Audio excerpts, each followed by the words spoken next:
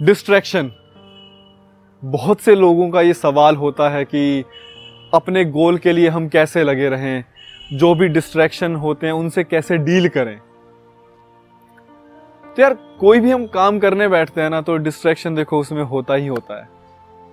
मेरे साथ भी होता, जब मैं पढ़ने बैठता था ना तो क्या होता था कि 5 मिनट पढ़ने के बाद ना एक जंग चल रही है कि 2 देशों में लड़ाई हो गई, उसने उसको ऐसे कर दिया, ये कर दिया, मैं ये कर दूंगा, वो कर दूंगा, और देखते ही देखते 1 घंटा निकल जाता था।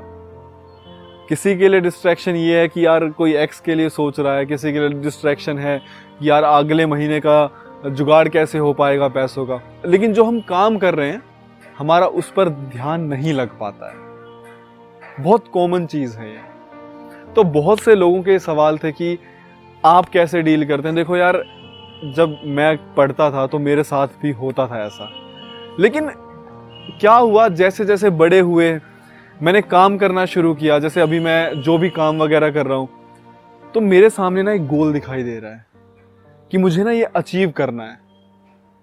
और अब मैं ऐसे पॉइंट पे हूं कि मुझे पता है कि मुझे किसी भी हाल में ये अचीव करना है।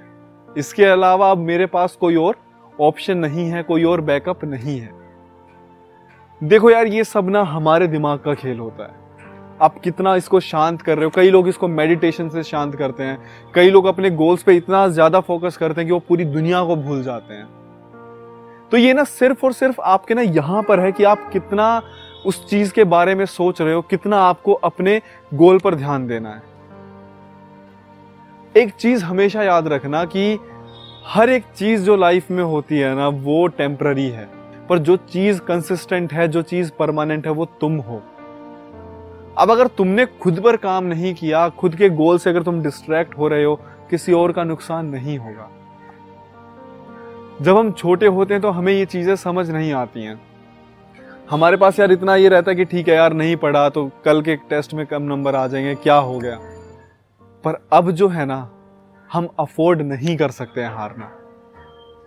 आप में से कई लोग यूपीएससी की तैयारी कर रहे हैं, एसएससी की तैयारी कर रहे हैं। आपको पता है कईयों के पास वो आखिरी साल है, किसी का सेकंड अटेम्प्ट है, किसी का फर्स्ट अटेम्प्ट है। अब डिस्ट्रैक्शन की ना आप गुंजाइश रख ही नहीं सकते हो। आप ये मान के चलो कि यार अब कोई गुंजाइश है ही नहीं डिस्ट्रैक्शन की। मैं आपको एक बार का किस्सा बताता हूं कि मेरी गली में एक सब्जी वाले अंकल आए और उनकी तबीयत ठीक नहीं थी। उनका जो गला था वो शायद बैठा हुआ था, तो वो जब बोल रहे थे सब्जी वाले तो वो उनके गले से आवाज ढंग से निकल नहीं रही थी। तो उनके पास से हम हमेशा सब्जी लेते थे तो थोड़ी बहुत बातचीत हो जाती थी। तो मैंने कहा भैया आज तबीयत ठीक नहीं, आज रेस्ट कर लेते हैं। क्या जरूरत थी आज आने की, मतलब एक दिन आराम कर लेते, गले को थोड़ा आराम मिलता तो 2-3 दिन बाद आप दोबारा आ जाते। तो पता उन्होंने क्या बोला कि किराया देना है मुझे, महीना पूरा होने वाला है 2-3 दिन में, बच्चे की ट्यूशन की फीस भी जाएगी। अगर मैं घर बैठूंगा तो मैं शायद ये पैसे इतने ज्यादा इकट्ठे करके 1 तारीख को मैं नहीं दे पाऊंगा। रेंट भी देना है और भी जो उनके खर्चे होंगे। पता है उनके पास भी ऑप्शन था कि वो आराम कर लेते, लेकिन नहीं, उनको दिख रहा है कि यार मुझे ये काम करने हैं और इनके लिए मुझे और ज्यादा मेहनत करनी पड़ेगी।